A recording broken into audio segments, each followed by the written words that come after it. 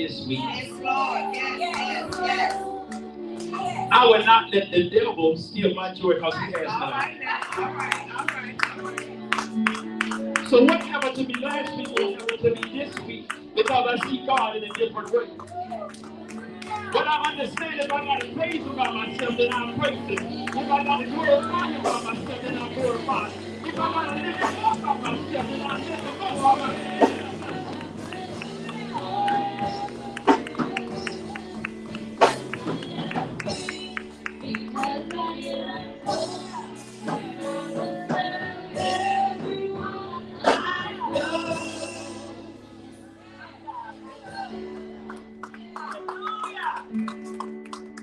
If you really love him, give him praise.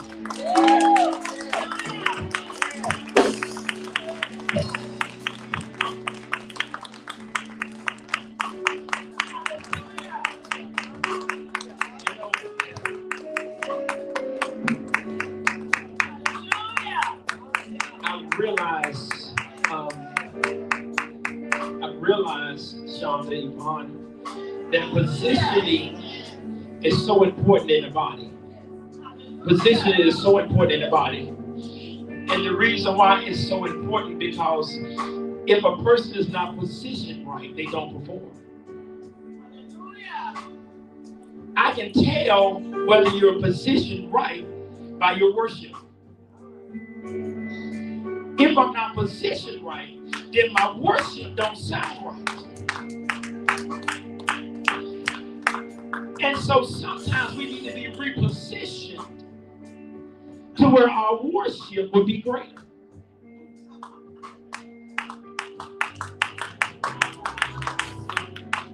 Let me talk to Mama Doris first. She understands what I'm saying. Mama, sometimes in the body, we position people. And watch this. There is an expectancy of performance to be from that, watch this, produced from that position. And so God does not put you anywhere without, watch this, without expecting where you at something to come from it. So if he moved me into a neighborhood, then that neighborhood should change. If he put me on a job, then everything in that office should get better. But if I'm not positioned in the right place, then nothing changes around me because I'm in the wrong position. So then God has to shift me.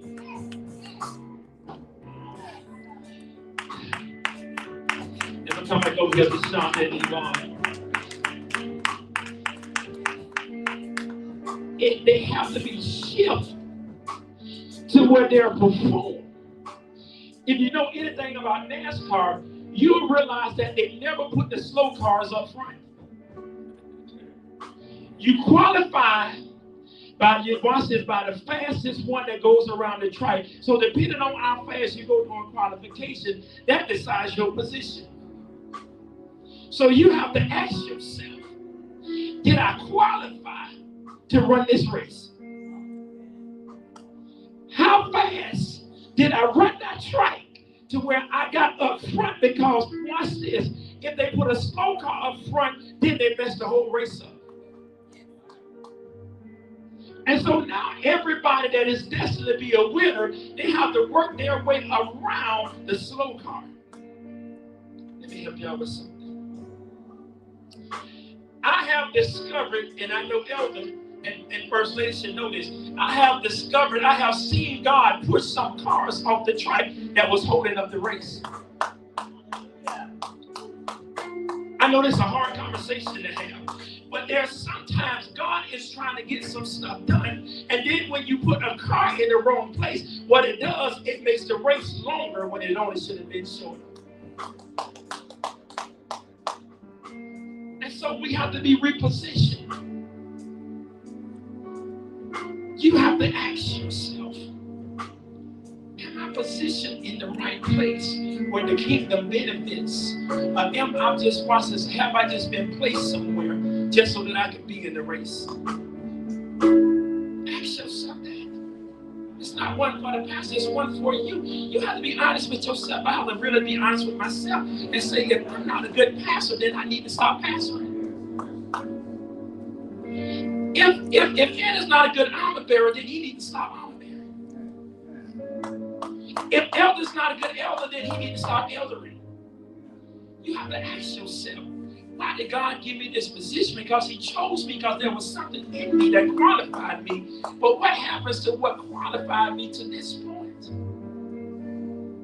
Am I no longer qualified, or have I taken what God gave me and I suppressed it because I'm in myself?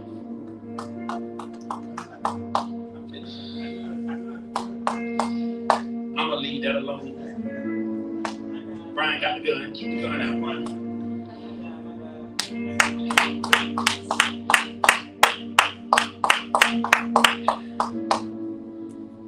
Mama Doris shared something this morning, and it was so profound, and it made me extremely concerned, really, with just how healthy the church is.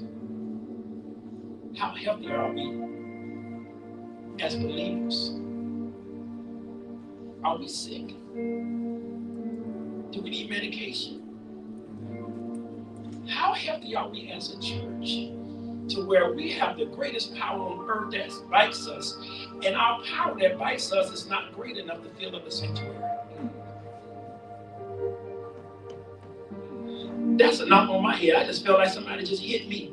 How great are that you're connected to the greatest power in this whole universe, and you are so connected to this power that your power should be so great that it don't even attract no one.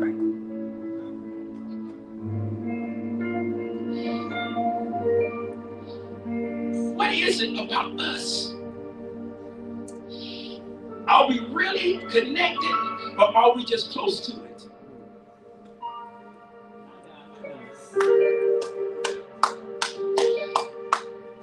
The cell phone manufacturers came up with this idea. Rather than plug your phone in, you no longer have to plug it in. You can just sit it on a pad and it'll charge the battery. The problem with that is because there's no connection. It's not the same charge you would get if you were connected. It gave you power, but it don't last. And you gotta catch this. Do we just, watch this, do we just have fake power, or are we really connected? Are you really plugging up at night so that you have a full charge in the morning, or are you just sitting your phone on the bed and hoping that it'll come? We have to ask ourselves, I'm so convicted within myself. Y'all just don't know. I am so convicted and I'm so upset with myself that I allow a body to travel with God and yet not follow him. You have to have your own convictions. We've been traveling with God, but yet we haven't followed him. We stay close enough to know where to go, but we didn't come close enough to be, watch this, to get in the right destination.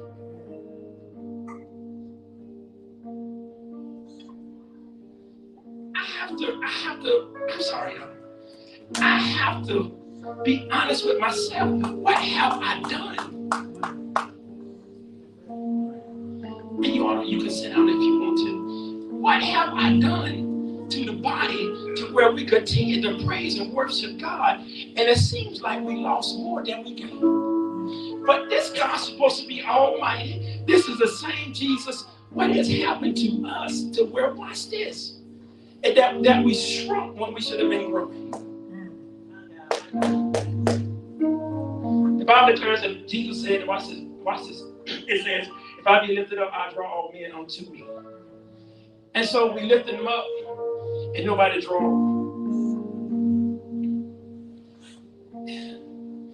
Is it a possibility that we're trying to see Jesus through the disciples and not Jesus? Because if I look at Jesus through the disciples, then watch this, I get a vague understanding of who he is. If I start saying I'm gonna watch this, I want Jesus based on Deacon Jefferson. I'm gonna use him as an example because I know he'll be okay with that. So I said I want to look at Jesus. I want to find Jesus through Deacon Jefferson, and then watch this. When I really get to know him, I realize what Deacon Jefferson presented to me was a fake. Because it's nothing like the Jesus that we really know. It's nothing like that. And so I struggle And I'm dealing with my own convictions. And that's why you see me fasting, you see me praying, I'm doing a lot of things. It's because you can lead a body of people, but you will become a Moses because you're too, watch this, you're too engraved with the people. Moses' problem is that he was too close with the people that he hadn't seen in 40 years.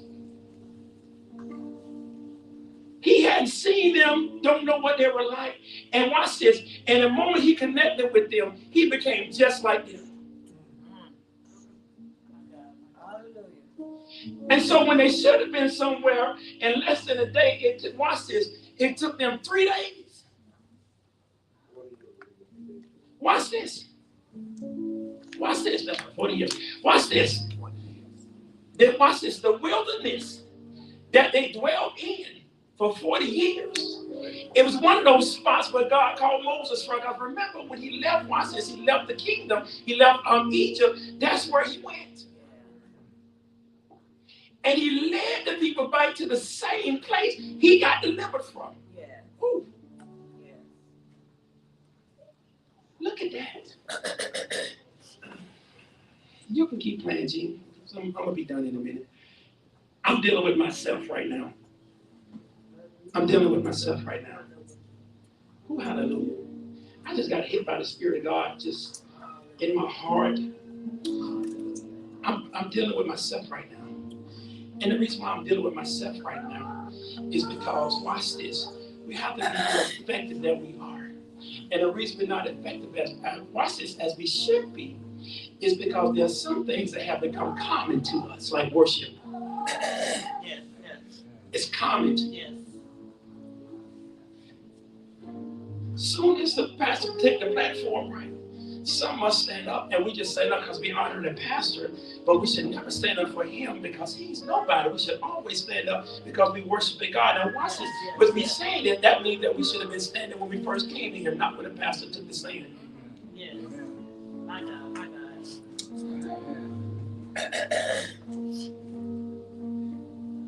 I am so done with myself that we're in this position. And Yvonne, I can listen. I think you've had this conversation. And Yvonne gave me a book a long time ago, and the book was titled "What is Dealing with Hard Conversations?" What was it, Yvonne? She gave me this book years ago, and dealing with hard conversations. That book, watch this. I got it. I looked at it. I browsed through it, and I put it in the drawer. Now that book just manifested in my life today because I'm dealing with the hard conversations now. She may have thought that I just threw it away and I didn't listen to it. No, I did. This is why I'm talking about this today, because now that book that she gave me has been manifested today because I realized what happened when I didn't follow the book. Because if we don't, watch this, if we don't change who we are and we don't change what we're doing, we can't ask God to come in here. Come here and do what? Y'all gonna suppress him? We gonna make him depressed? Come here and do what? When God enters a church, watch this, God should already be acknowledged. When he enters it, watch this. The reason why he comes there because he heard his name called.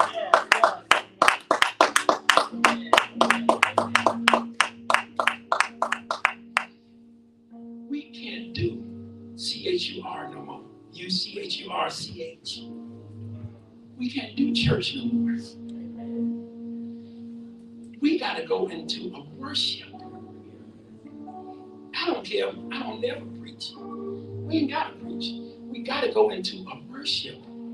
It's called Lighthouse Empowerment Church of God, right? The lighthouse means that when someone is lost, they should be able to find him through us. A lighthouse is no good when it's not on.